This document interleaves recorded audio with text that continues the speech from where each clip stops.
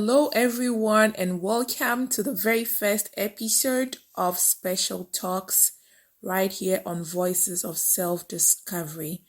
I'd like you to imagine walking into a grocery store to pick up a jar of peanut butter. Sounds simple, right? But then you're faced with an entire shelf filled with dozens of options. Creamy, crunchy, organic, no sugar added, with honey, without honey, and the list goes on.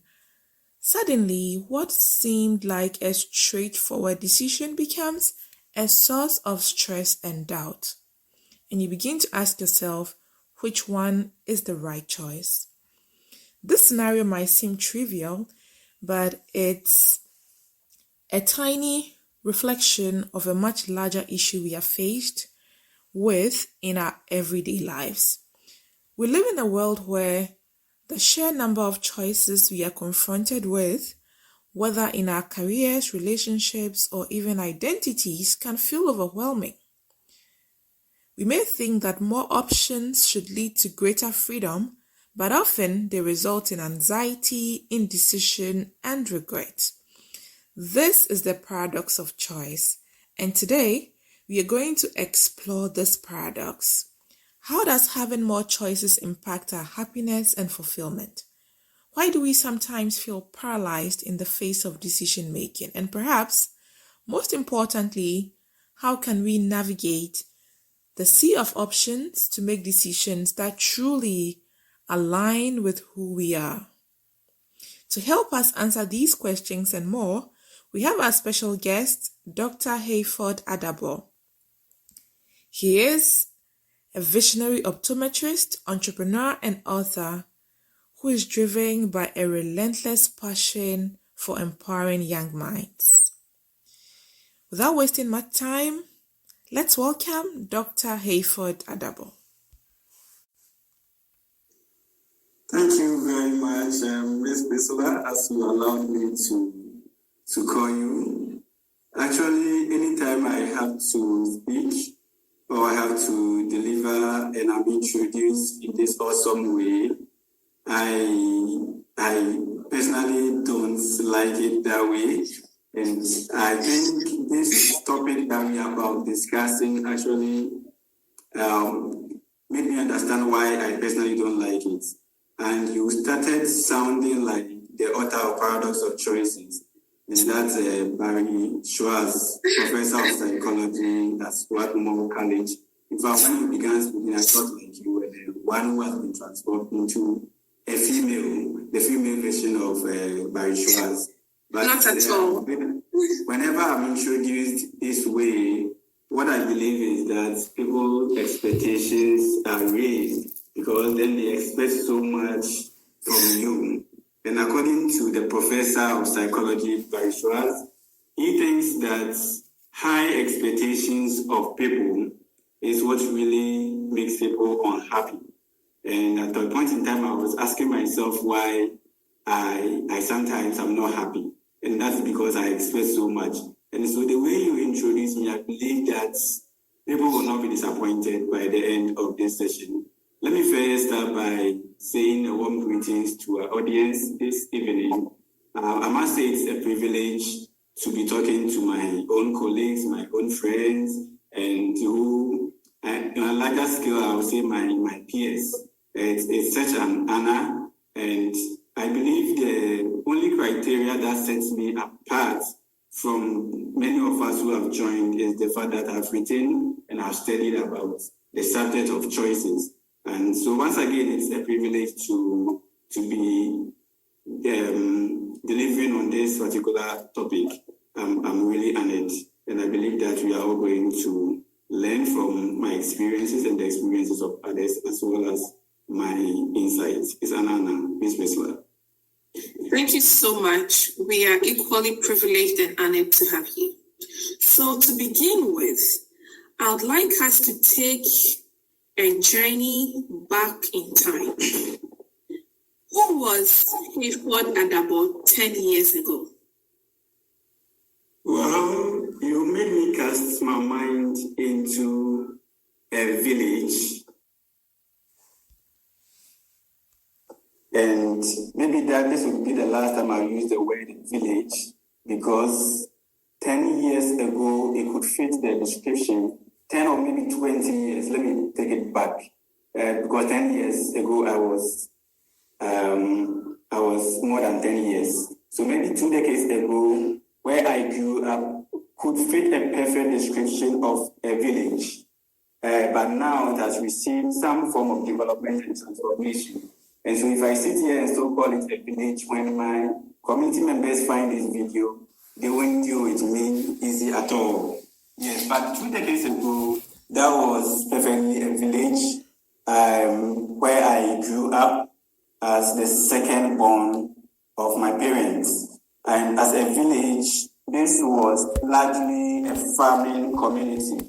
And so members of this community were into farming, especially the older adults.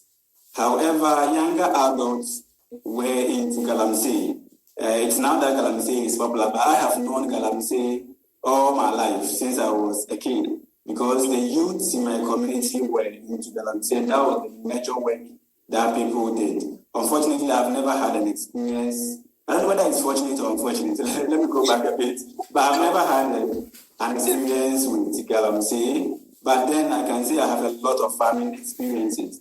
And that stems from the fact that both parents are farmers. Unfortunately, I lost my mom about 2 years ago. But my mom and my dad my mom was a farmer, but my dad is a farmer. In fact, I spoke to him today, and I spoke to him from the farm. Yeah, so he enjoys farming. On the contrary, when I was growing up, I hated farming. I'm saying this because, not to demean farming, because I know if I don't know any other person who loves farming, I know my dad loves farming, and he can't be anywhere apart from the farm. In fact, whenever he's home, he's not happy unless he is in his farm. On the contrary, I grew up seeing farming as a punishment. And so growing up in a little village or in a small village, studying was, let me say, a hobby. No one to tell me to really study, because I hated farming. I didn't want to make it a continuous a profession or a future career like my dad. And I know people love farming, and so saying this does not in any way demean farming. But personally, I hated it.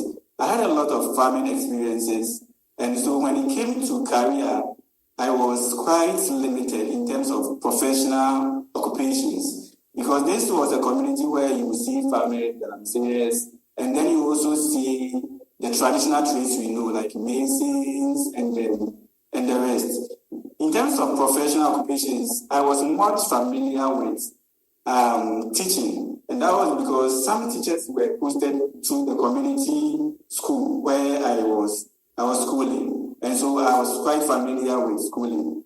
In addition to that, I also observed that community members who were older than me, or young who were older than me and had access to secondary education, ended up becoming people teachers. And so me growing up, I thought it was a formality that once you complete senior high school, you come back as a people teacher in the community. And then I also observed that throughout the community teaching, they will further and do distance and become graduate teachers or professional teachers. And so I grew up knowing that I would become a teacher. No wonder many of my activities looks like I'm a teacher. In fact, whenever I am working and people see me, I don't know if it's a calling on my life, they think I am a teacher. And so I grew up knowing I will become a teacher. As a little boy, not exposed to so many professions, I first made a career decision, and that was my experience watching the evening news with my granddad. And my granddad had this, of course, sorry that he's also, but he's also late. My granddad had a TV, this black and white TV. I'm sure the Gen Zs don't know what a black and white TV is. But the TV is small, it's so small that images are so tiny on the TV. And the only colors you see on the TV are black and white, as the name goes. So sometimes I was wondering what my granddad was really watching, because I was sitting and I don't see anything.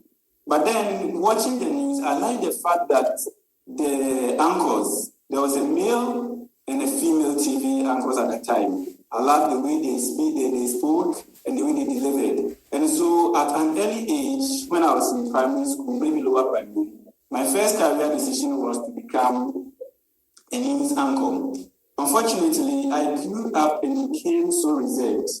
I don't know how it happened. My mom told me I was that talkative when I was young, but I grew up and at some point in time I became that reserved.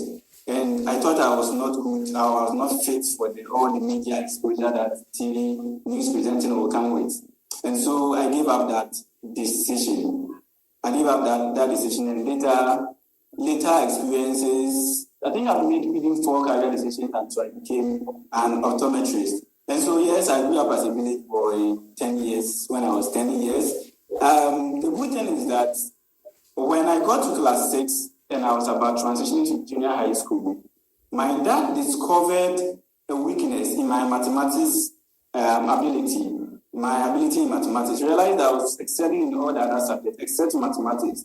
And so my dad was the first person who made a life-changing decision or influence in my life by transferring me from the village to the closest city.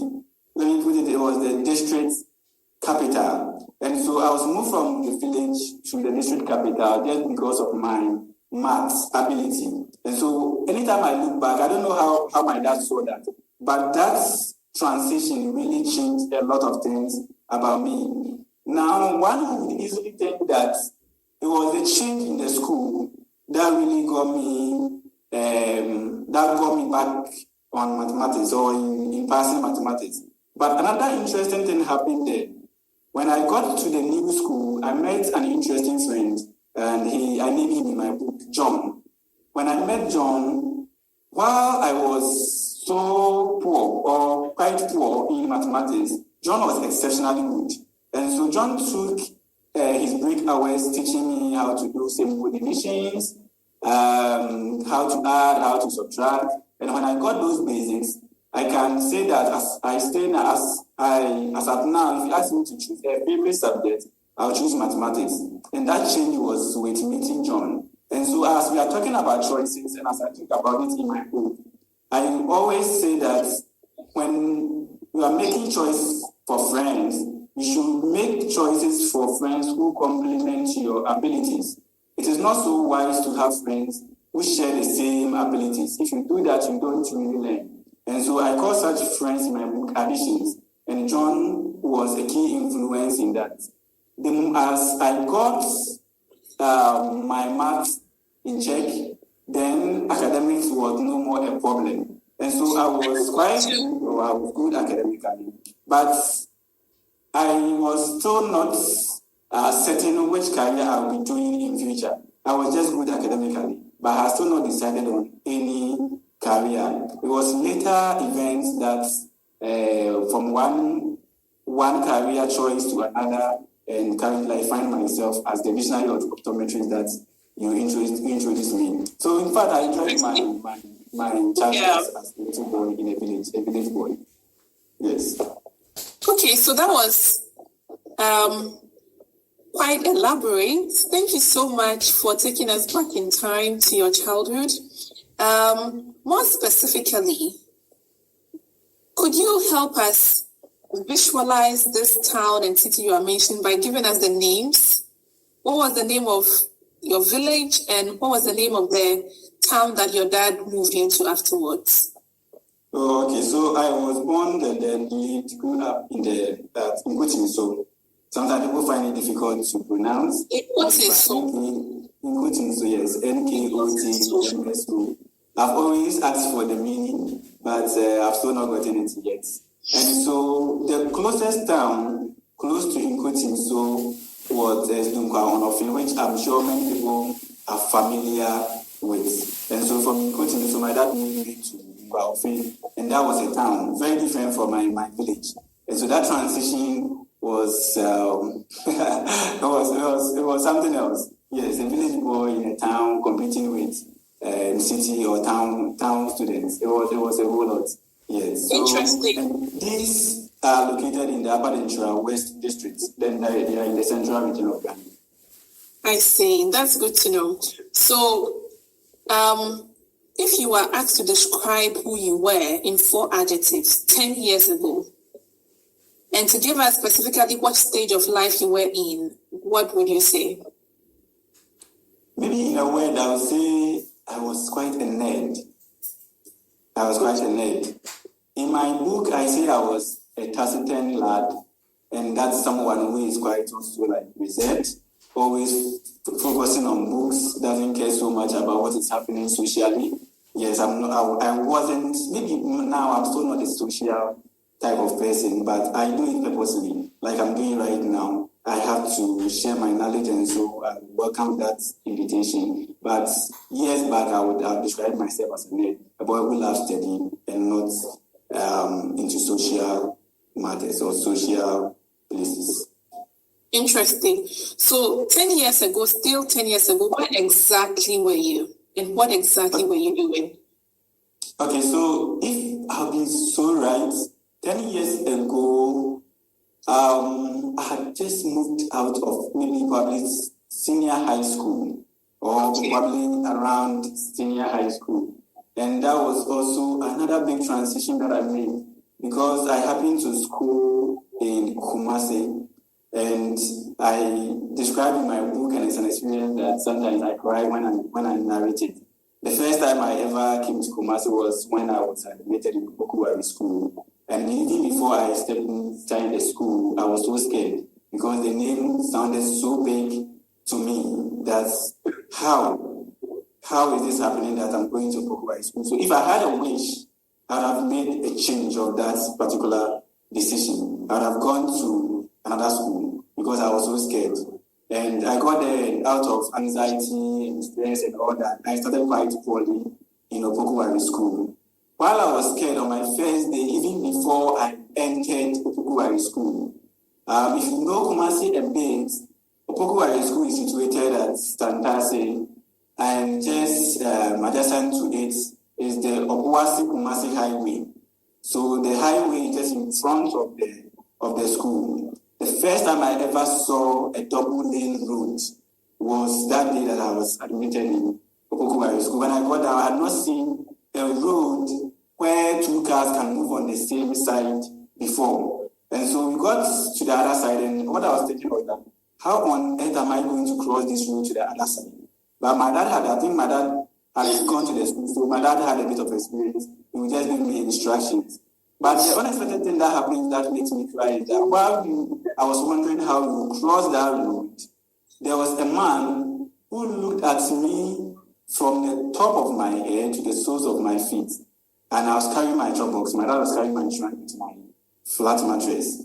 And this man asked me, "Are you also coming here?" And it's that statement that makes me cry. Because he looked at me with my tiny figure and looked at how dirty my shoes were, my white shirt. We're supposed to put on white shirt, but because of the dusty, it had become quite colored. "Are you also coming here?" In fact, I didn't understand the man. And I was so confident. I was like, yes. I didn't understand the man. It was when I entered the school, then I realized that not even a student is carrying his own chop-box. They come in with a high taxi if they don't have a car. So I was the only one carrying my chop-box, and the cadet guys came to take it from me, and then they took it. And so it was later in the night that I realized where I find myself. And I said, I now understand the man's question of, "Are you also coming here?" Because in fact, I was not fit for the school when I was entering Opokuwari school. And I have never regretted also going there. It's one of the things that made significant change in my life. I mean, going to Opokuwari school. So 10 years ago, a bit of a Opokuwari school, and then when I just probably entered K University. Interesting. That's very, I don't even know what word to use. It's interesting how we transition from what you just described as, in quote unquote, a village boy with no experience, no exposure, to Dr. Adaboh, now inspiring young people through the AZO network, your entrepreneurial initiatives as an optometrist, and all of that. I mean, it's inspiring to hear your story, even though we're just getting started. Now that we have had an idea who Hayford Adaboh was 10 years ago, can you share some of the experiences that have shaped and contributed to who you are currently? Mapping the journey 10 years back to where you are now. What were some of the significant experiences that you've had that has shaped and contributed to who you are currently? Okay, so I must say that my background, let me put it, largely has contributed to who I am today. And that's because I was one person who was intrinsically motivated, and my background did that perfectly. I always say that it was sad that sometimes when I leave home for school, both senior high school and then tertiary, university, sometimes you leave home and that is the last money in the house is what you have taken to school. And so one key influence that has gotten me to where I am today, I would say it's my background. That's the first one I would say. Another key influence that has gotten me to where I am today is, once again, let me take you back to Okuwari. Like I said, I grew up from the village, and so I was quite not so confident, and let me say I had a lot of mediocre thinking. But upon getting to Okuwari school, I got to know, I found myself in a pool of boys who had great ambitions. Like I told you, all I knew was teaching, so I knew that even I'll become a teacher. But this was a school that you hardly hear someone talking about teaching. Once again, I'm not demeaning teaching here. I really love to teach. But hardly would you hear someone talking about teaching or even going to polytechnic those days. Hardly would you hear. So these were boys who were full of ambitions, thinking about engineering, medicine, pharmacy, and that. And so finding myself in such a positive environment really contributed to who I am today. And maybe some friends, like I mentioned, John, that I also made, also contributed a lot to who I am today. Now, another person that I would also mention, and that would take us a little back to junior high school, was the final year in junior high school when we had to select courses. Of course, you're talking about choices. And that was actually the first time I came across the concept of choices formally or officially, that we were supposed to choose courses and select schools. At the time, I had picked up my mathematics ability, and so I wrongly or erroneously thought that if I was good at mathematics, then I should pursue business. For now, I can say it was erroneous, but at the time, that was what I was thinking. So it took the direction of my social studies teacher. I could say I was one of the best social studies students. But this teacher could see beyond his subject and told me that, you have what it takes to read science. And so he took me through that. If I'm good at mathematics, then physics, chemistry, science, elective mathematics are all math related. And that would mean about half of my courses will be sorted out. And that will make it easier for me. I took that direction, and I must say that I have never regretted. So one person I also acknowledge who has also influenced my life is Mr. Anaman, who happened to be my social studies teacher. And as I made that choice, not knowing, being confused and not knowing what to do, those experiences also shaped me to becoming who I am today. Because as I navigated my way through those directions, I've also placed on myself a responsibility to also nurture young people who also found themselves in my shoes those years ago. And so who am I today? Optometrists, doing leadership at things, is as a result of those experiences, the hard choices I had to make those days. So Mr. Alaman is someone I can also take out at all, personally. That brings me to a critical question.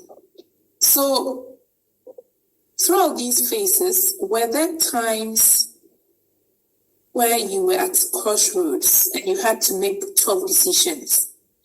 Beyond the example of choosing courses, were there times where you really had to make tough decisions that you felt this was a defining moment in your life? And how did you navigate that particular situation? Okay, so first of all, two things.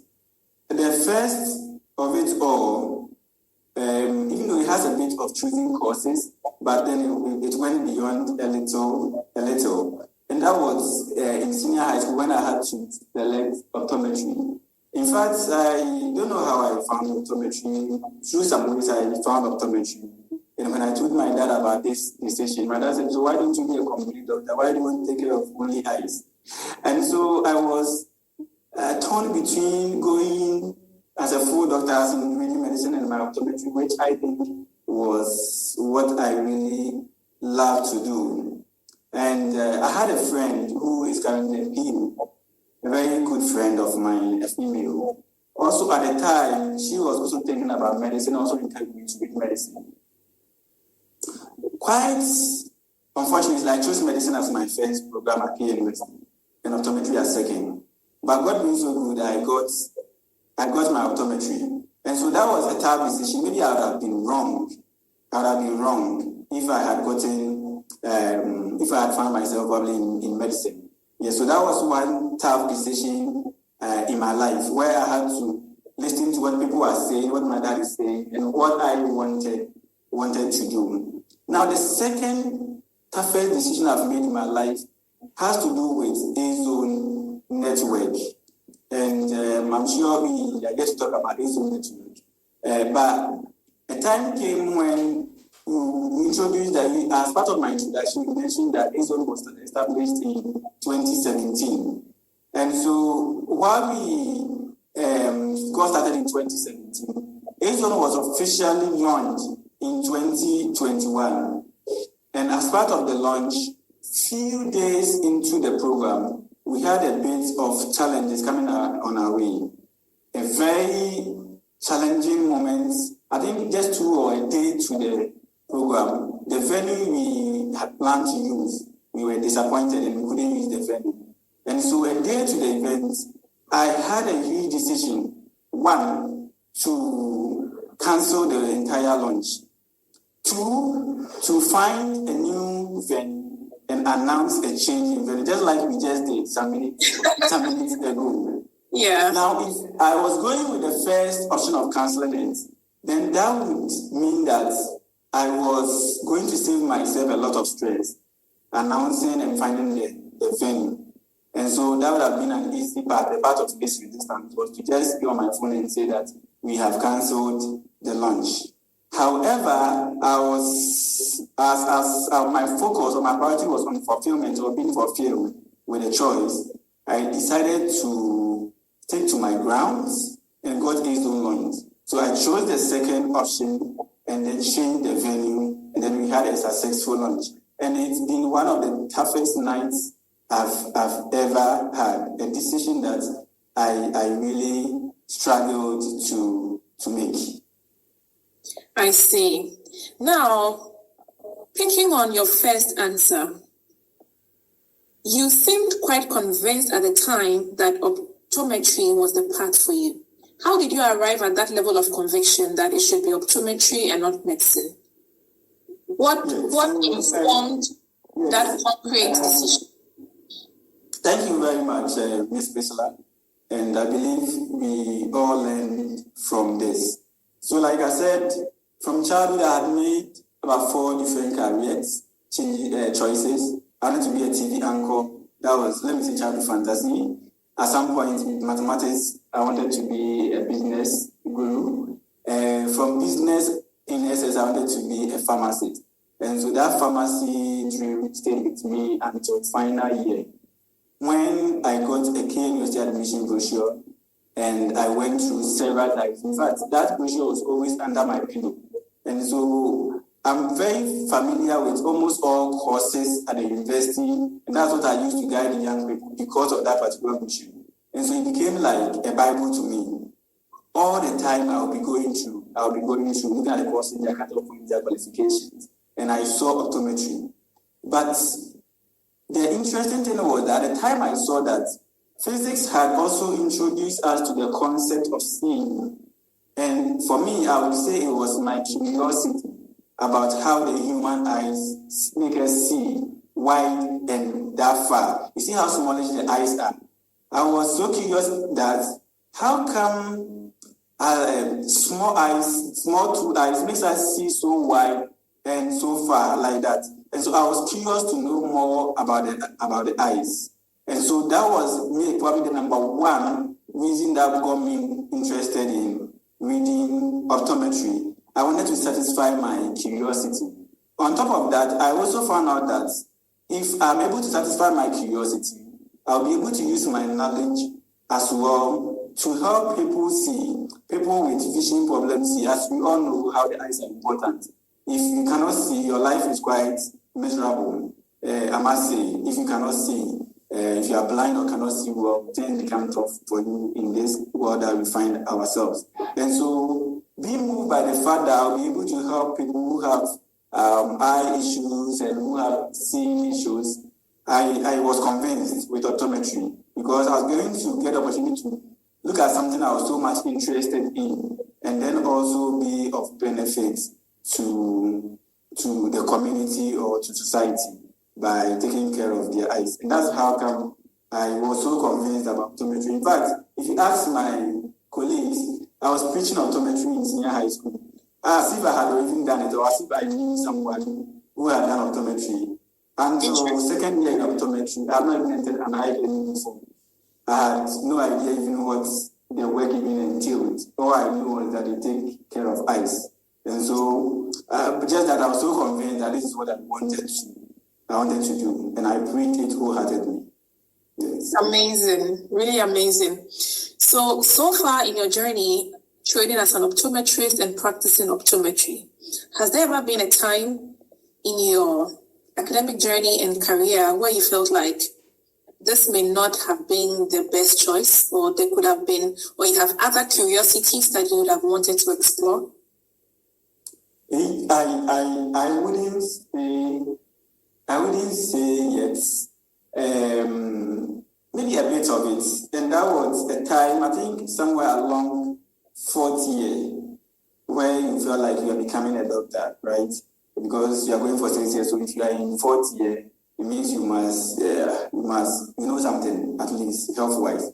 But I realized that optometry is about the eyes. And sometimes when my mom was sick, or when someone is sick around, apart from the eyes, you seem not to know anything else about what is happening. You see, as if you cannot help the person. So in such moments, then I feel like you should have been a general doctor. But once again, I said not that because I've not regretted, because I realized that even general doctors also cannot treat everything about the eyes. And so as we work, although they know everything about something about everything, if they have eye issues, they also refer to us. So what then is the issue? If I also have a general issue, then I also refer to them. So you cannot have one profession where you can do everything. And that's why I said probably no, because for now I'm really satisfied with what I do, knowing that you cannot do everything. Even about the eyes, you cannot do everything.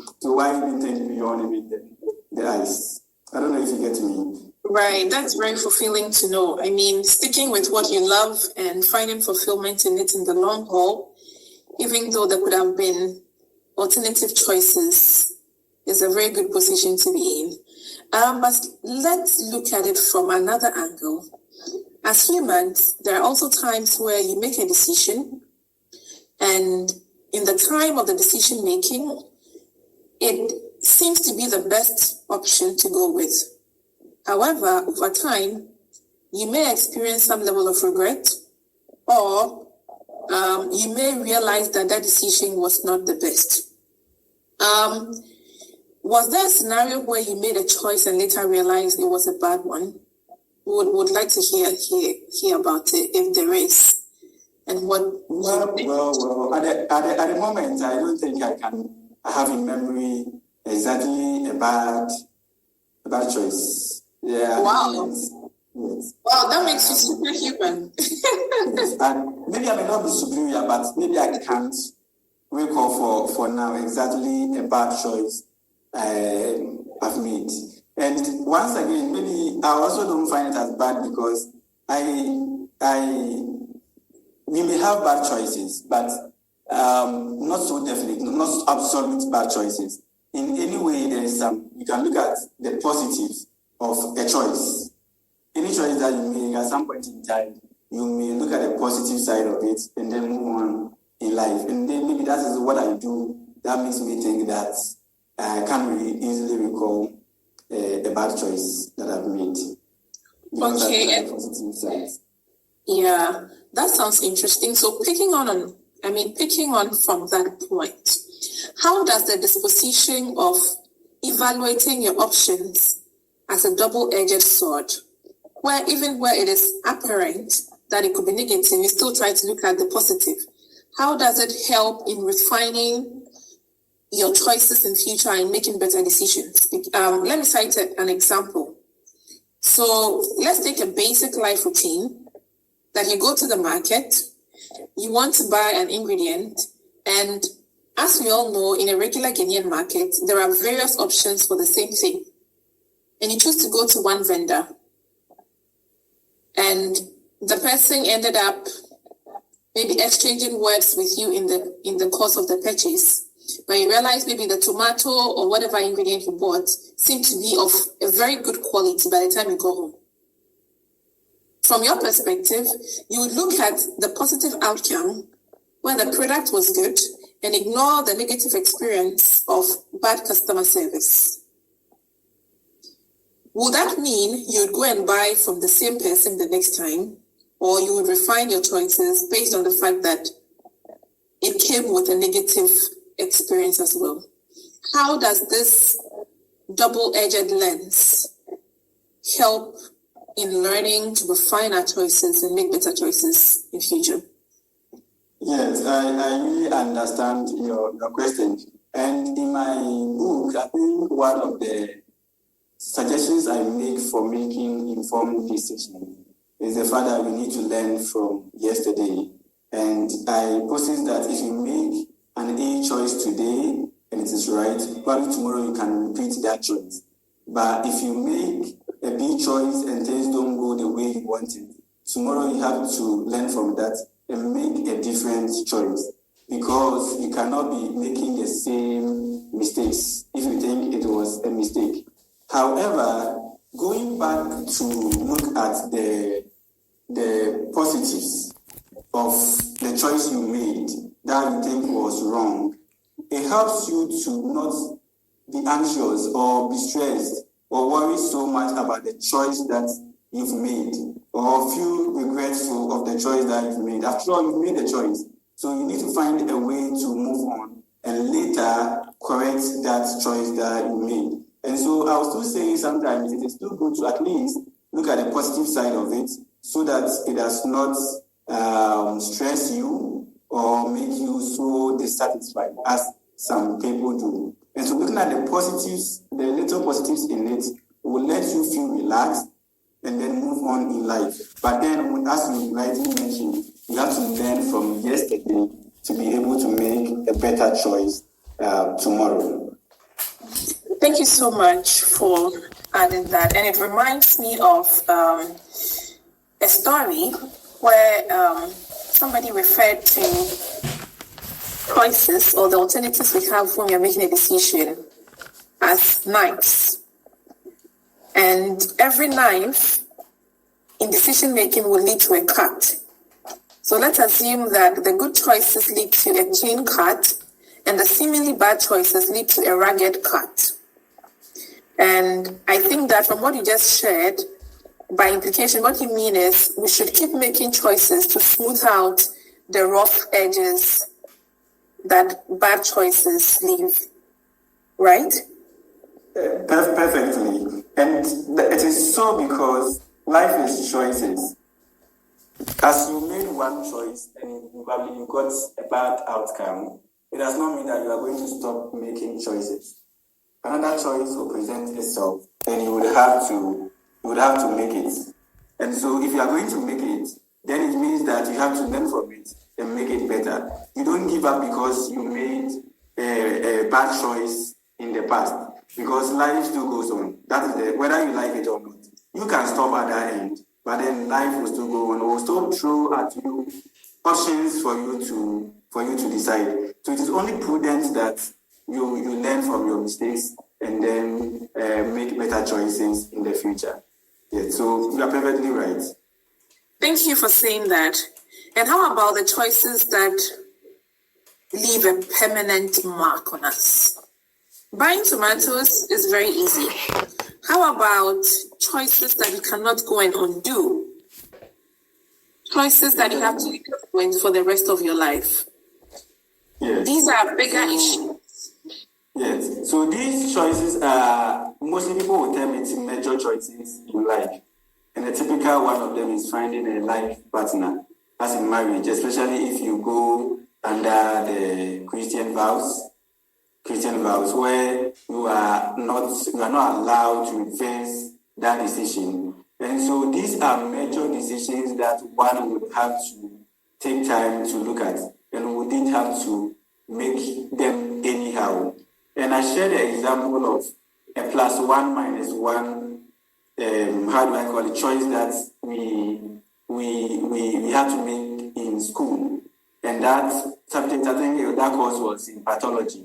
What plus one minus one marking scheme was that the questions were multiple choice questions. Whenever you score one, you get a score of plus one. Whenever you get a question wrong, you are subtracted a score of one. And so if you make choices, 50 choices right, and make 50 choices wrong, then you are on the path of failing that particular course. And these are choices that you need to really look at, take your time and then make them. Just like I said, like it's as in marriage. And to really make these choices, that is where even the informed comes in. And I will bring in the informed to elaborate my points. Informed in the sense that these are choices you make by looking at the benefits of the choices you are making, the risk that you are making, and the expected outcomes.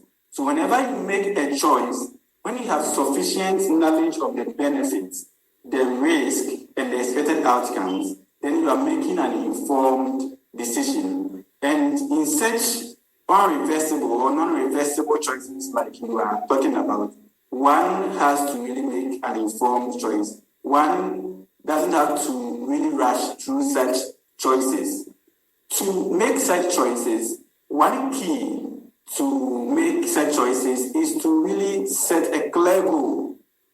These are choices that you do not just make, but then you set clear goals. Now, if you set clear goals, you will know exactly what you are looking for.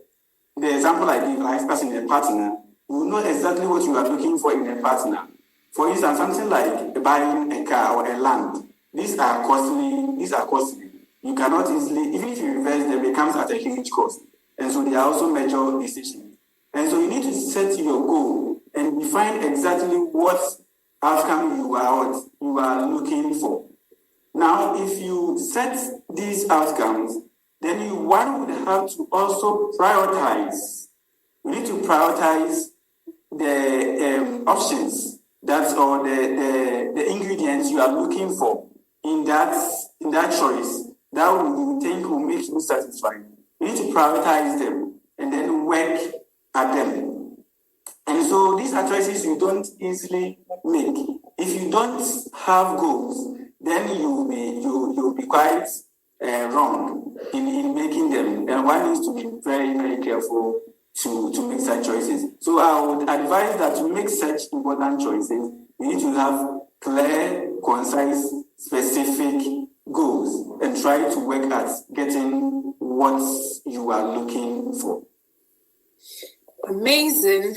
Shall we take a quick breather with a tune from Kofi Kinata?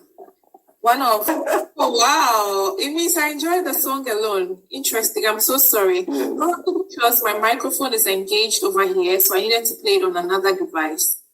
Okay. Hear it. Yeah, but I'm sorry about that. Okay. Let's move forward. So, Dr. Adaboh, you wear many hats: optometrist, entrepreneur, author, mentor. I'm curious to know what aspects of your diverse roles brings you the most fulfillment. That's a very tough question. A very tough question. And I believe for now, at the moment, I would say the optometry. And that's because I spent most of my time in the clinic. Unlike some years ago, when I spent most of my time doing impacting lives outside optometry.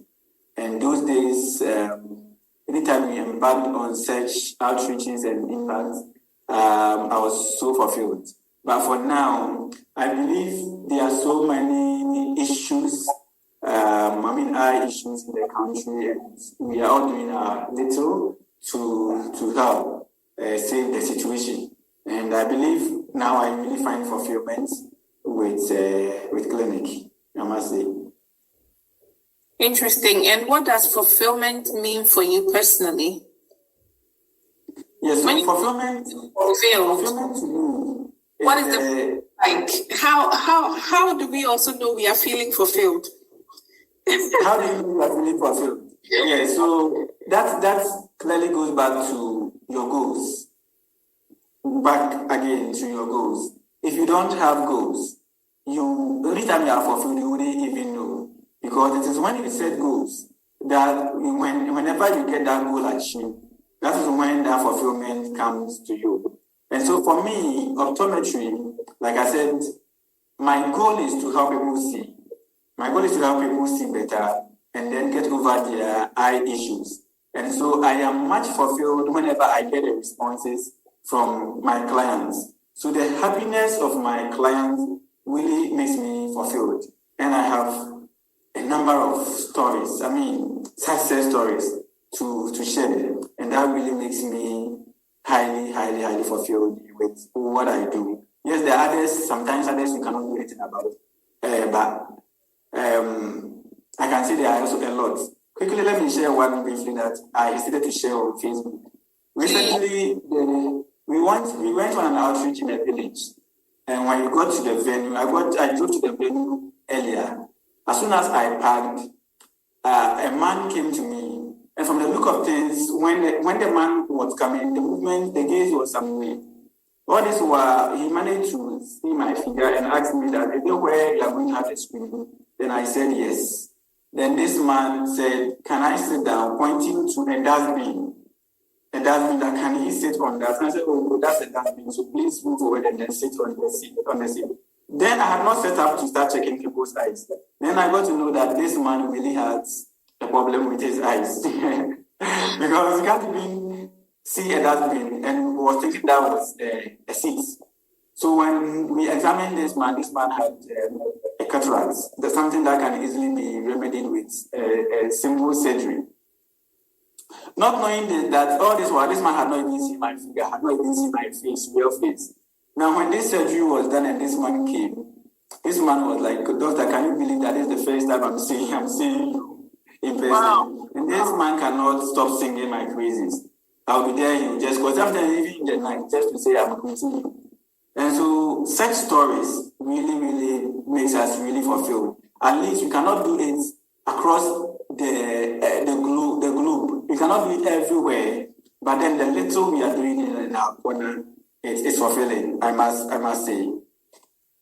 Right. It really is fulfilling. I can just imagine. Sometimes when the lights are out back in Ghana and you don't have a lamp or torchlight or phone readily available, and you know what it means for people who are blind and their world is constantly dark. So I can very much relate to the work you're doing and how fulfilling it must be for people who could not see properly to see with the aid of your expertise and support. Please keep up the. Yeah.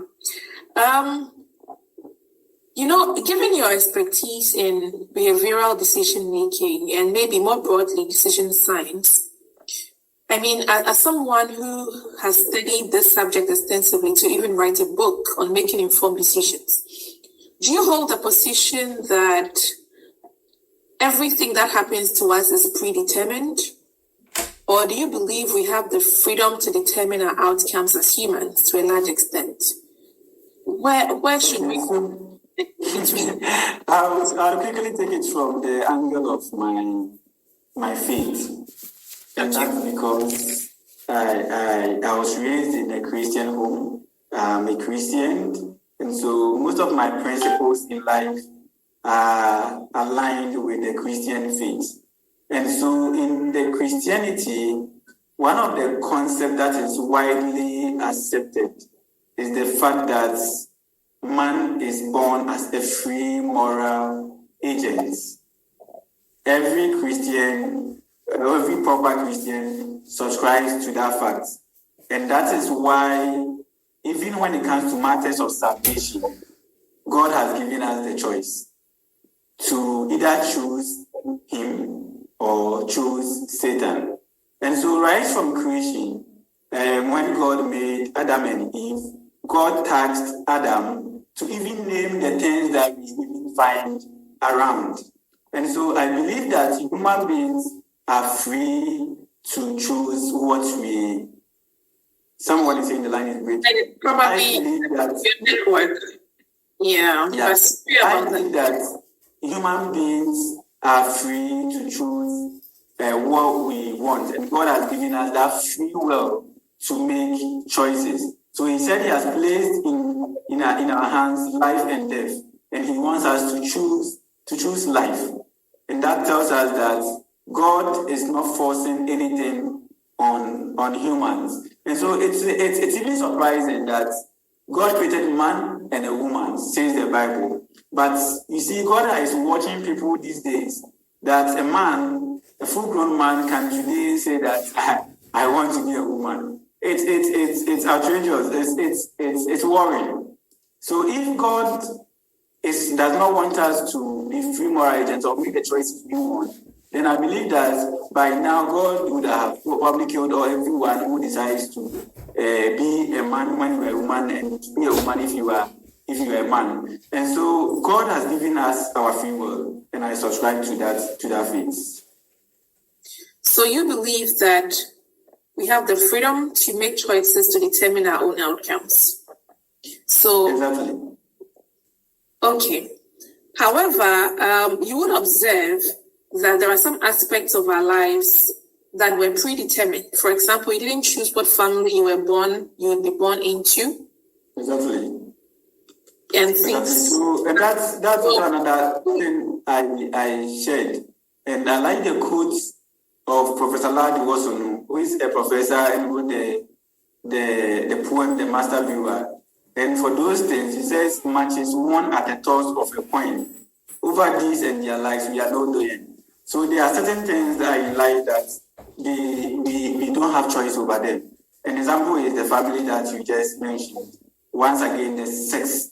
Maybe that one is contentious because of the example. Yeah, the example that I just gave. Yeah, so there's your choice. That should be a male or female. Let me use that way. So sex is just male and female. Gender that has those other issues around it. So sex is either male or female. So we don't choose to be male or female. And those are already determined. So yes, of course, there are some things we don't have choice over. But then those that we have choice over are the larger majority. And God has given us that free will to make those decisions.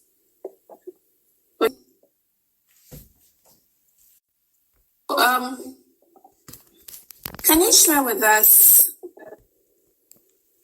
again some examples of aspects of your life that you believe were predetermined and aspects that you believe that you shaped with your own choices and decisions till date? You've shared a couple of them so far. For example, the choice to help a friend To let a friend help you to master mathematics at an early age, even the teachableness is in itself a choice you made. You could have chosen not to be teachable and probably would be struggling with arithmetic, but you made the choice to learn. Despite your fears of entering a Bokuwari school, you still developed tenacity to stay. You developed interest in optometry. You went ahead to make the choice to pursue it after school. I believe these things are choices that you made intentionally. I think the question that I'm aiming to ask you is how the predetermined aspects of your life intertwined with the choices you made informed who you are today.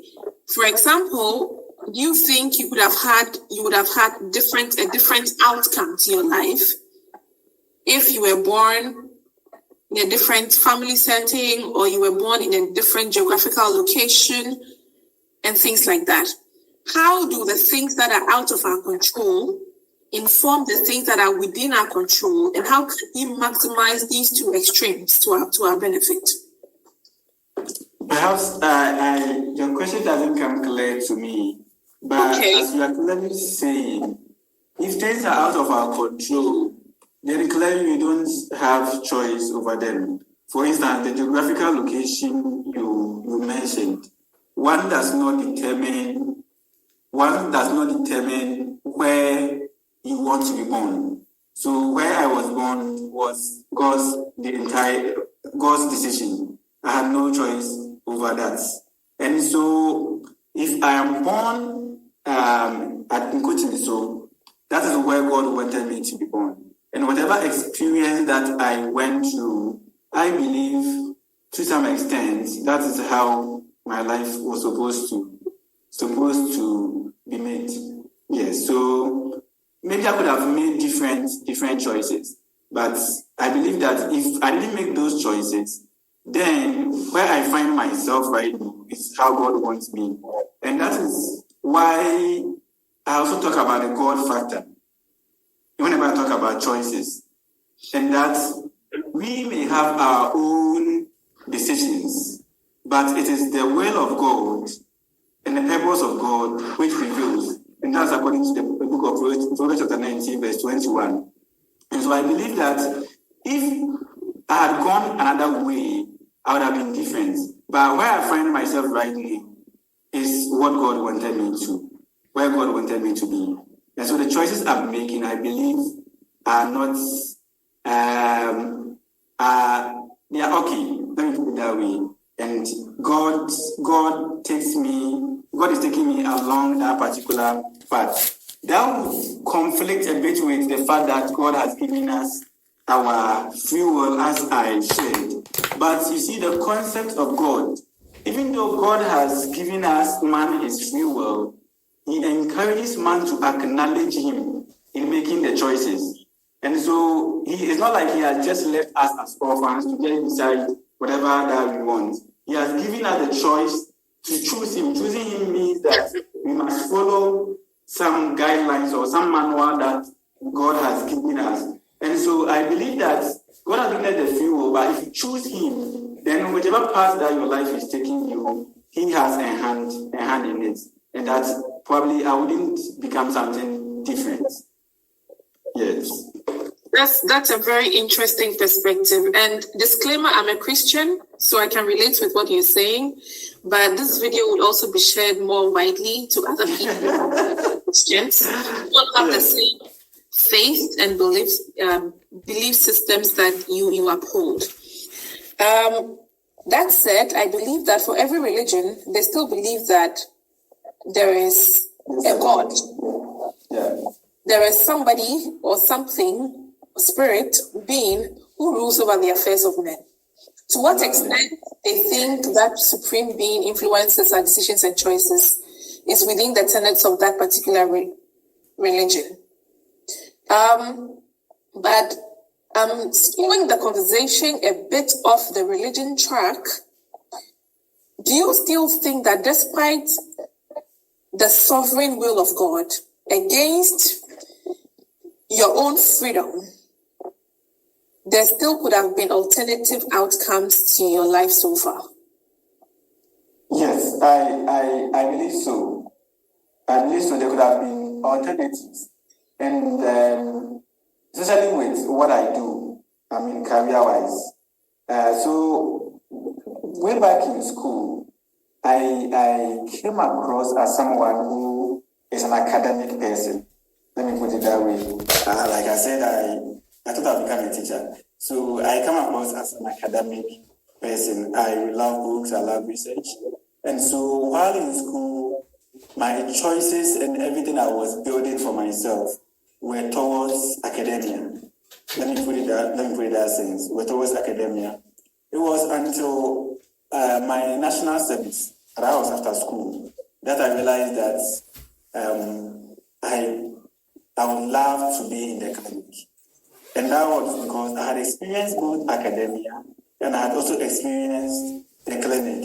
And even though I had interest or the strength, no, not interest, rather, the strength or the ability in academia, I realized that I was more interested in clinic, helping people with their eyes clinic-wise than the manuscript and the research that academia I was doing in academia. Yes, I have about 4 published papers, and I don't think I find fulfillment. Sorry to say, I don't think I find fulfillment in those papers. While people have fulfillment in those things, I feel it is tiring to me personally. I am particularly heartbroken by that statement. Yes, that is personal. Yes. While I chose the other part, I have colleagues, a lot of them, who are going the other parts. And so yes, I could have, if I had gone that way, I wouldn't be Hayford in the clinic at the moment. I would have been a different person. Yes, so I believe that if I had made some other decisions earlier, my path would have been different. Yes. Thank you so much. So the key takeaway from this particular segment is that we actively determine our outcomes by our choices. Thank you so much.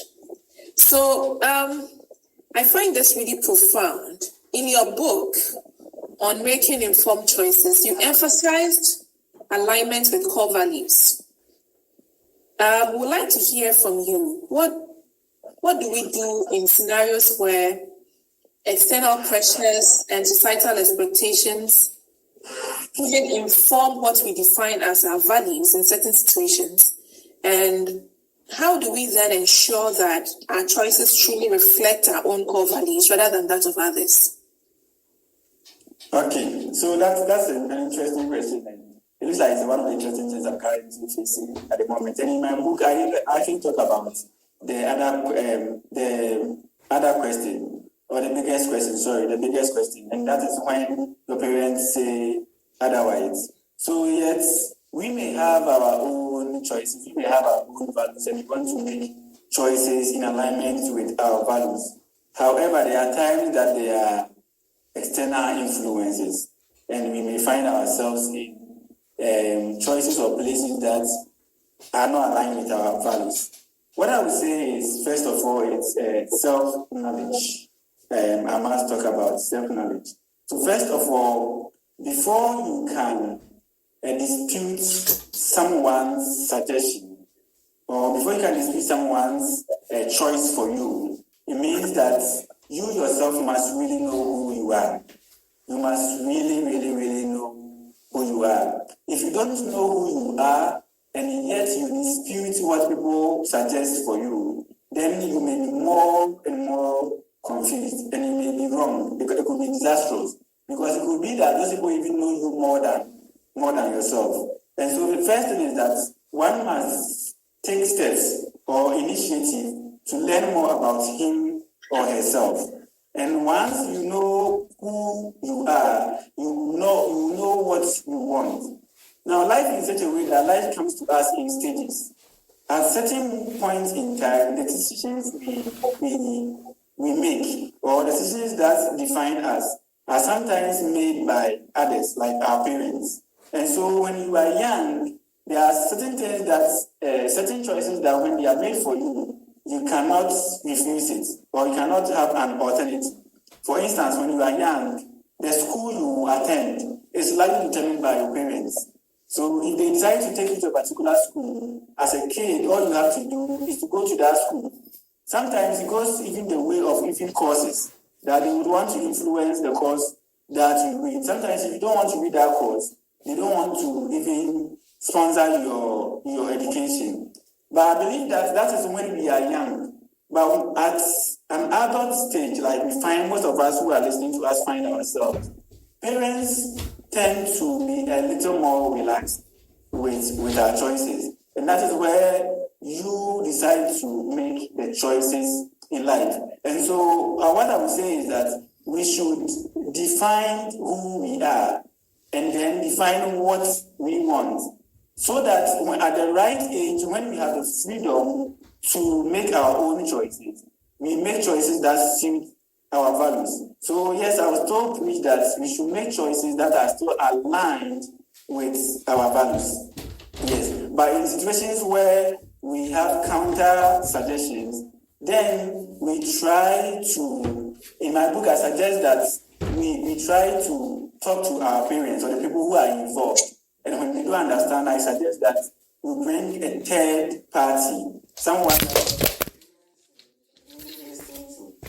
come in and settle matters. I believe when there's a third party, then your parents may likely listen or give you the go ahead to make that your choice on the choice that aligns with your values.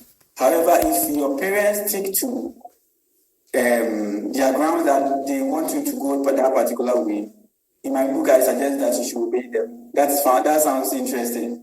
Yes, you should obey them, and I believe that is what the Bible wants us to do, to obey our parents in all things. It says not some things, all things. And that obedience comes with an honor, says the Bible. And so yes, at some point you as a human being, you will have the freedom to make your own choices, and that aligns with your values. But when you are constrained, and it's your parents, you must try and then work along with them until you have your freedom. Thank you so much. It's evident your faith is very central to your belief system, and we appreciate you sharing that with us. Let's zoom this on you a bit. If you had to name the 4 most important values that guide your own decisions and actions in life, your own core values, what would they be? And how did you come to recognize those values as your core values? Okay, so for me, my core values, first of all, I would define, first one is happiness. I find happiness as really a core value. And that's because I'm going to make choices, right? And in making the choices I make should make me happy. So if there's anything that would not make me happy, I don't make choices along those paths. So that is one of them. I think I have about 3. The next one is impact. I have impact as a core value. Oh, sorry. Oh, we can actually hear you. Sorry, it was someone calling into the line. Oh. Yes. Oh. So as a core value, I also find impact as something that really defines me. And that is why initially we also mentioned that service to God and mankind gives me meaning in my life. So making impact in the community is also a core value. So sometimes I even make choices that even overwhelms me or that will even weigh me down, all in the name of making impact. That is something that I really cherish. The next thing I also really value is my health. Of course, all of us, health it's a priority. That's not surprising. Yes, my health is a priority. And so I place much, any choice I'm making, if I make choices, I make sure that I prioritize that And then the last one, I believe that I probably hold high is also my faith. My faith. I believe that we are here on earth for a little while, and then later we will all vanish. In some years to come, Priscilla will be no more, Hayford will be no more. And so I also really value my faith. Let me interrupt you there. I read somewhere in my Bible that some people would see the rapture live. I believe I'm one of those people. I believe I will live to see. Wow. That sounds interesting. So for me, I'm not dying. Yes, but even when the rapture comes, that means that is the end. That is your end. So even if you are alive, so when Christ comes, that is your end. So definitely there is a life after that. That is what I'm really talking about. And that choices I make are also embodied around that. Yes. So I believe everyone should also have a core value. And if you have a core value, they help also shape the choices you make. You'll be able to say no to some things and say yes to some things. And that really helps, especially if you do not want to stress or overburden yourself with thinking whether to do something or not to do something. There are certain things when you push to me, I'll reject outright, and that is because they may not be in consonance with my core values, and that makes making choice quite easier. Yes. Interesting. You know, as humans, we evolve. And evolving also means that our core values can change. For example, somebody who is single may consider independence a core value. But then after they are married, they would have to adjust that value to make room for codependence. And that's just an example. Based on some life experiences, maybe betrayals or other things, some people who value community and friendship have evolved those values to maybe go towards a line of individuality. And these are just a few examples of how our values evolve as we grow and as we experience life. So that said, if I made a decision based on my values 5 years ago, and today I have slightly different set of values, meaning that those decisions, if they were permanent, are not a good fit for me now, right? So how does our evolution as humans, how do we ensure that we are managing decisions we made that are currently not in line with our values, but still staying true to who we are and who we want to become? I don't know if my question was clear, but I can actually read. It comes clear. Okay. It comes clear.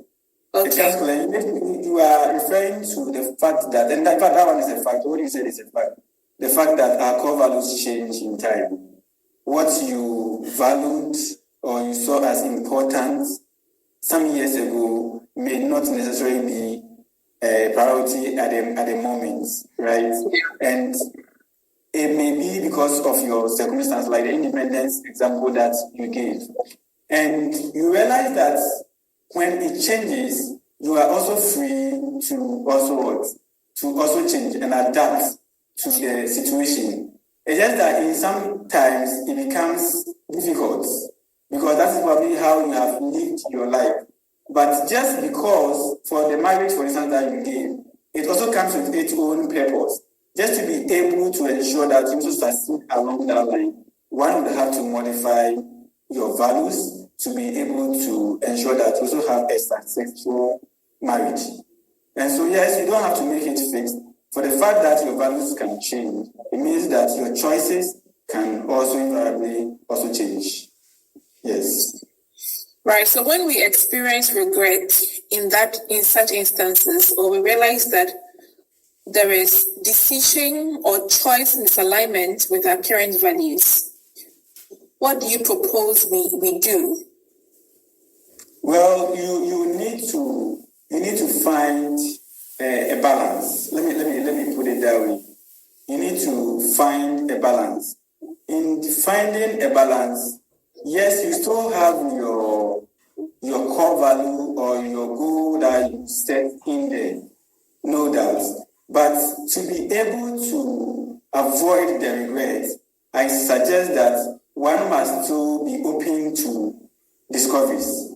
So you need to be a bit more flexible and then be open to new ideas. So what I would suggest is that in making such choices, you have standards, you have clear goals, you know what you want, but then you must leave some gap in case you have to make modifications. Second thing is also about prioritizing. You also must prioritize. Definitely, you must prioritize. But as you are prioritizing, you must leave room for learning.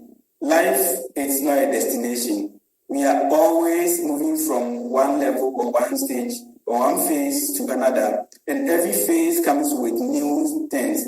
And so even if you have prioritized independence as a core value, you must leave room for learning in such a way that when a new situation presents itself, you'll be able to have room to adapt to the new situation. And so to be happy and not to have so much regret, I believe we need to be flexible. Maybe for lack of a better word, but to be flexible when it comes to our core values, knowing very well that they can change in time. And then the two key things of one, allowing for new discoveries, and allowing room to learn new things. For me, would be able to help such a person so that you don't have the regrets that comes with having choices that are misaligned with your values.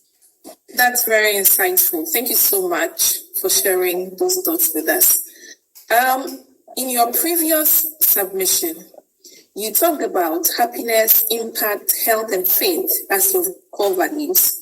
And you cited an example where sometimes, because of your skewness towards making impact, you can do things that put a strain on you, which brought my attention to values conflict.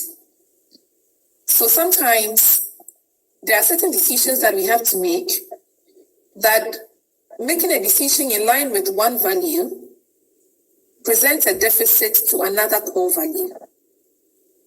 So for example, sometimes in your quest to make impact through a zone network, you may have to go through some strenuous activities, sacrifice your time, maybe sometimes resources to reach the young people that you are trying to impact. And this could impact your happiness in one way or the other.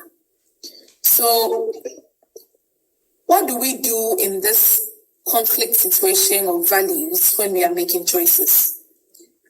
Okay, that is interesting and a deep one. But I will take a clue from Barry Schwartz, the professor.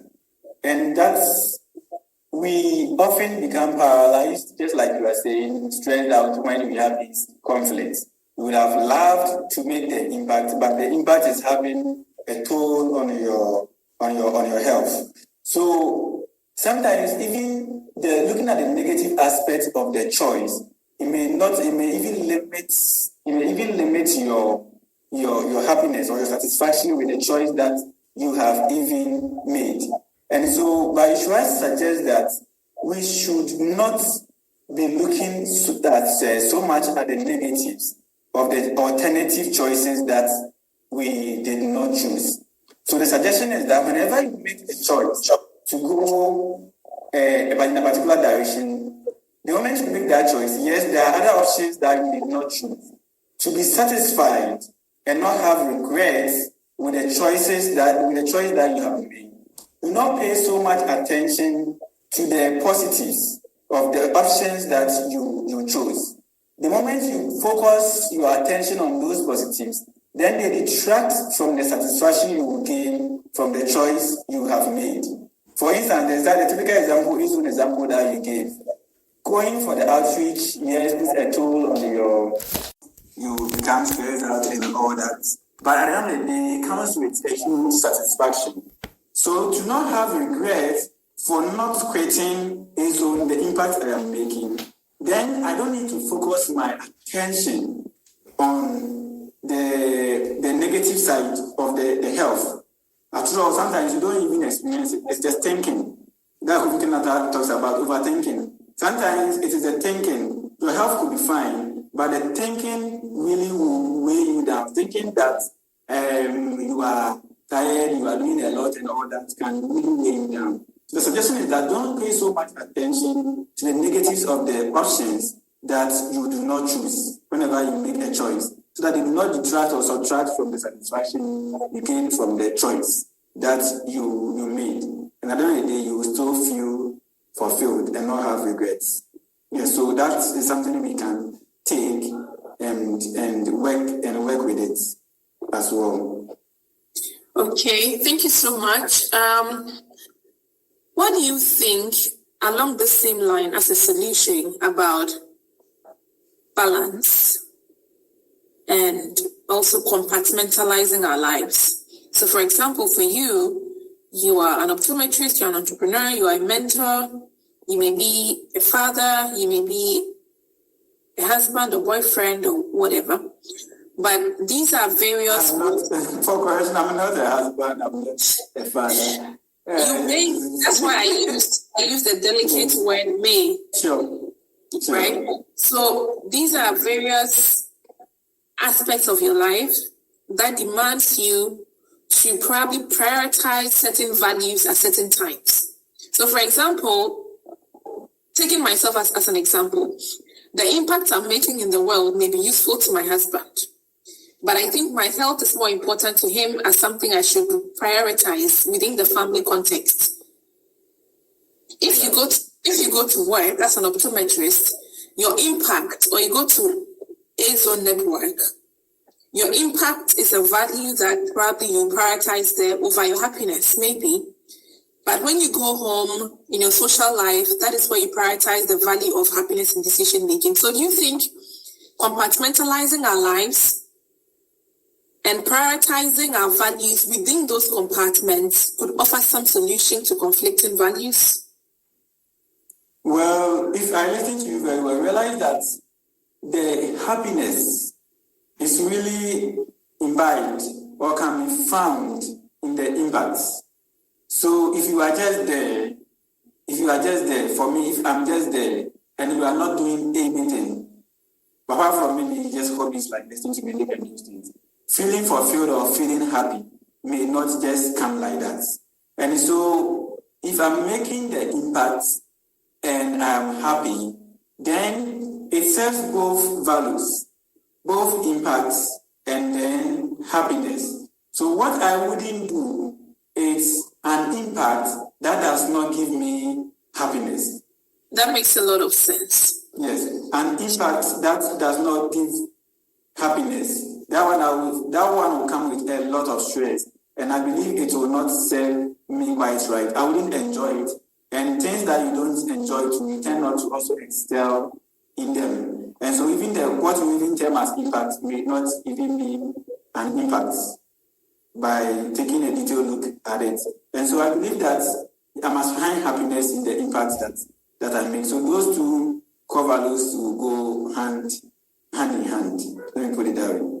Yes. Okay, so from your submission, the understanding I get is that we can find a way to make our values complement each other. Exactly. In achieving the bigger picture or bigger goal that we have set for ourselves. Exactly. Thank you so much. Now, I would love to dig deeper into your professional coaching experience. As someone who has guided countless young people in their academic and career paths, what common challenges do you see young people facing when it comes to making choices?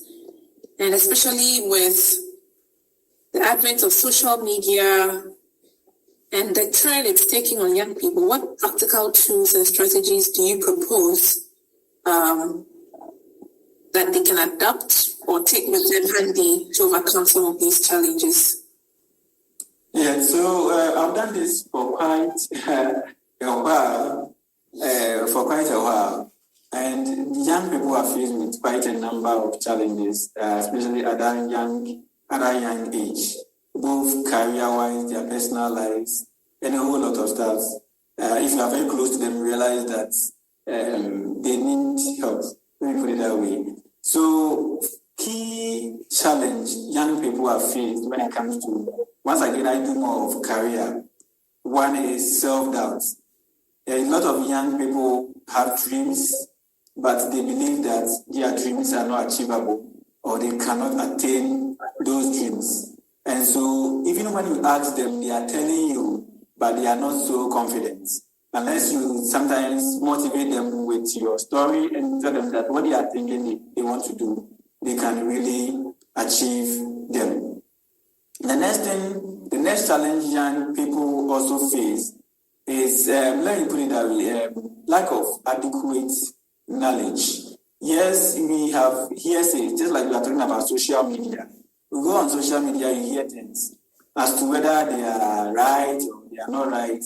It just comes to you, and they don't have a way of separating the good information from those which are not totally right. And so young people also get confused when it comes to career choice. Now, when they get confused, many of them end up not making choices for even careers. And so they welcome things as and when they come. And I've come across a number of young people, especially university students, who are reading courses that they did not choose. So they are reading courses that either the university offered them or someone else influenced them to pursue.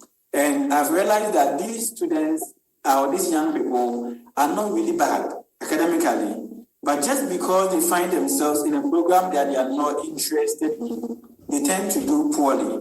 And so some of them even are not only doing poorly, but they even quit. Someone can get to second year, third year, and will move from one course onto another. Sometimes they even leave the entire school just because the course they are reading, they don't find that it's aligned with their interest or what they want to, their aspirations in future. And so for such young people, the first and utmost solution I present to young people is that they should seek support. Yes, they need to seek support. Unfortunately, in Africa, this is not something that is quite profound. Unlike the advanced countries, because of AZO, I look for mentorship and career coaching programs. And I realized that in many foreign advanced countries, these things come as part of the academic structure. They have career counseling and coaching as part of their system. Unfortunately, in Ghana, you are thrown into the system just to make guesses and then choose. So later realize that you are probably within a wrong program. So if you are a young person and you unfortunately find yourself in our setting where we don't have these resources, then you must make deliberate attempts to seek support or to seek guidance. And this guidance can be sought from knowledgeable adults in our community. Some of them are professionals.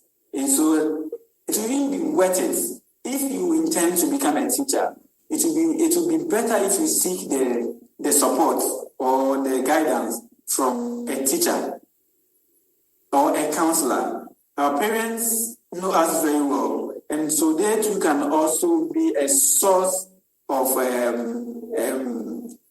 guidance to us. They can also guide our paths.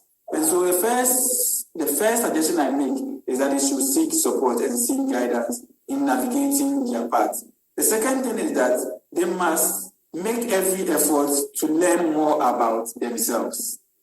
What I realize is that we don't pay attention to who we are. And it is this error that is leading us to a lot of mistaken choices. So as young people, we should pay attention to our strengths. We should pay attention to the values that we talked about We should pay attention to our weaknesses, our habits. And if you are able to pay attention to who we are, we'll be able to make right, informed choices. The last one, probably for the sake of time, I'll propose is that young people should take the time to set goals. And it works like magic.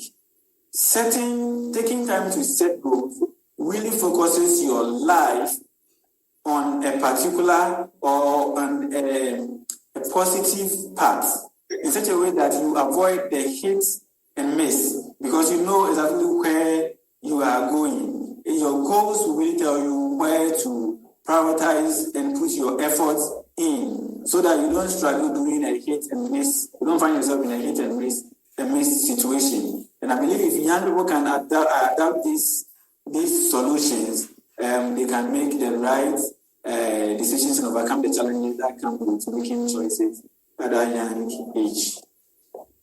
Thank you so much. That was so insightful, and I could relate to all the points that you shared, from young people having self-doubt to the misinformation available and being able to determine for themselves what information is right or wrong, and all the practical steps and strategies that you have given us, from seeking help and guidance through mentorship, from making the effort to learn more about ourselves and setting goals. These are all very practical and relatable strategies that I believe that when we adopt, we would be in a better position to make choices that will guide our lives to the places that we have desired. So thank you so much for throwing light on that. We need to wrap up.